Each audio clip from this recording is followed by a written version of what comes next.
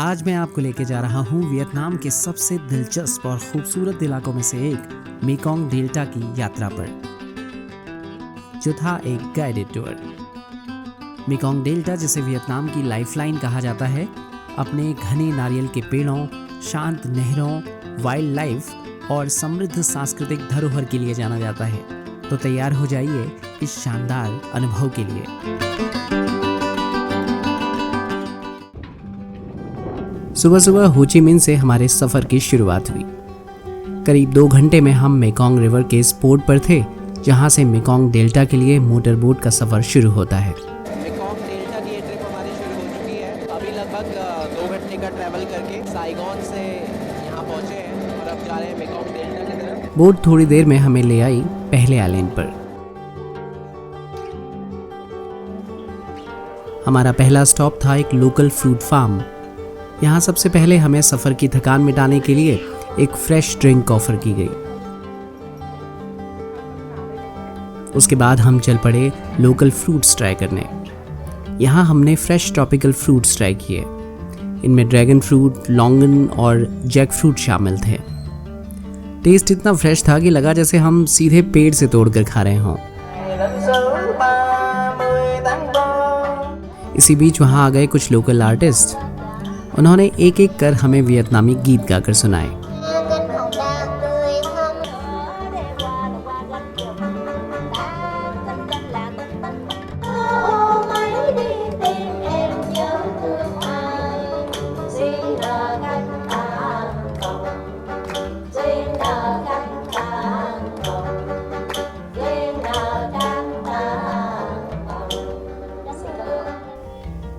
उसके बाद बारी थी इस भारी भरकम अजगर से मिलने की।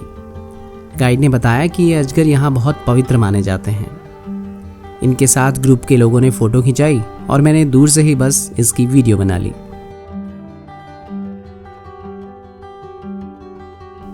इसके बाद बारी थी हमारी ट्रिप की हाईलाइट की, मेकोंग डेल्टा में बोटिंग। छोटी छोटी लकड़ी की नाव में बैठकर नैरो कैनाल से हम आसपास के गांव से गुजर रहे थे। नारियल के पेड़ों के बीच से गुजरना और एकदम शांत वातावरण का मजा लेना, ये एक कमाल का अनुभव रहा। तो अभी हम यहाँ पर बोटिंग कर रहे हैं और बहुत इंटरेस्टिंग कोकोनट ट्रीज के अराउंड ये पूरा एरिया है और बीच से एक कैनाल है जो जा रही है और उसमें हम बोटिंग कर रहे हैं। बहुत अच्छा एक्सपीरियंस है, मतलब काफ़ी अच्छी हवा चल रही है ऊपर से और बीच में एक कैनाल है, दोनों तरफ कोकोनट ट्रीज हैं, तो इट्स वेरी नाइस एक्सपीरियंस। इस तरह की जो कैप है वो यहाँ पे दी जाती है ताकि आप गर्मी से बचें। सर को गर्मी से बचाना बहुत ज़रूरी है, खासकर इस टेम्परेचर में जो कि बहुत ज़्यादा टेम्परेचर है। हेलो हेलो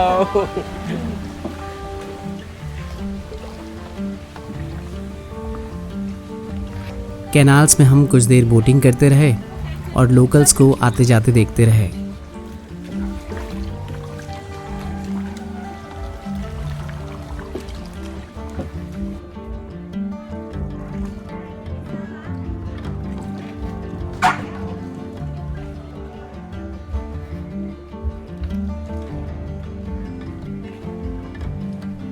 हो ची मिन्ह से यानी साइगोन से हमें आने में करीब 2 घंटे का समय लगा है और उसके बाद अलग अलग आइलैंड्स पे हम जा रहे हैं और अलग अलग आइलैंड्स पे अलग अलग चीज़ें एक्सपीरियंस कर रहे हैं। एक जगह हमने हनी से बने हुए प्रोडक्ट्स एक्सपीरियंस किए, उसके आगे उन्होंने एक पाइथन को दिखाया। तो काफ़ी टूरिस्टिक चीज़ें हैं जो कि हम यहाँ पे कर रहे हैं।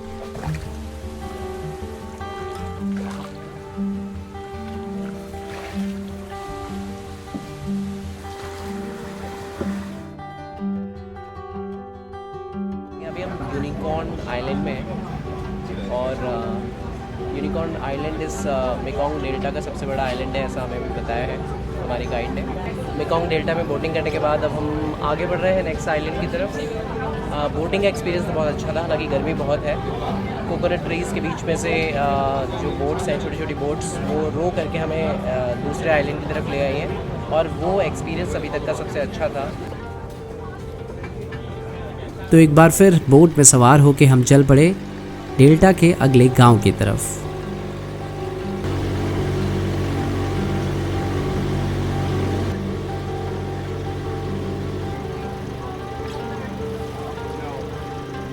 इसके बाद हमारी बोट हमें ले आई कोकोनट आइलैंड पर।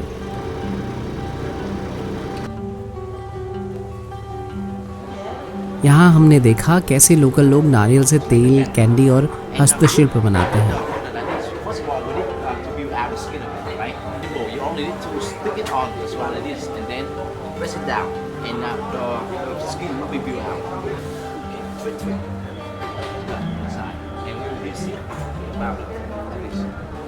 From the coconut powder like this, we can receive the milk and the oil as well, the coconut oil. They got a mixture with a bit sticky.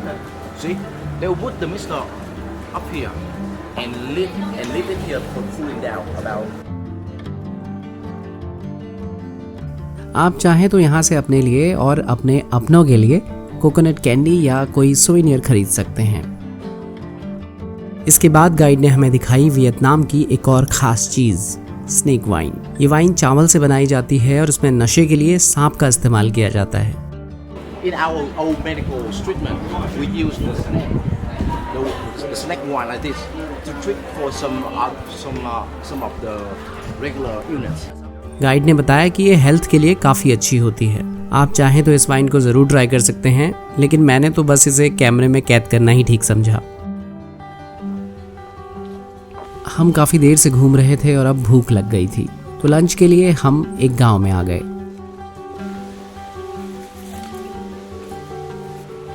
जब तक लंच बन रहा था, मैं सकरी नहर से गुजरती नावों को आते जाते देख रहा था। नहर में चलते नाव के चप्पुओं से आती आवाज़ मुझे बहुत सुकून दे रही थी।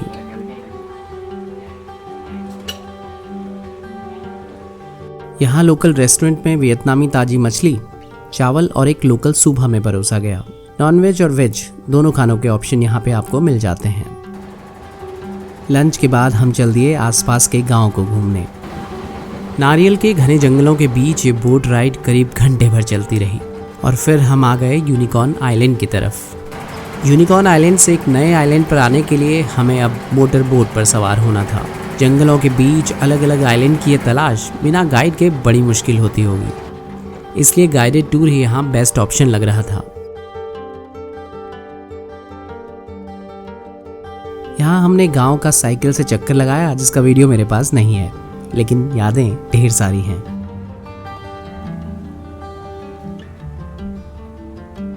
तो मेकॉन्ग डेल्टा का हमारा ट्रिप बस अब पूरा होने वाला है और अभी हम अपनी बोट का इंतज़ार कर रहे हैं जो हमें एक आइलैंड से वापस रोड की तरफ ले जाएगी।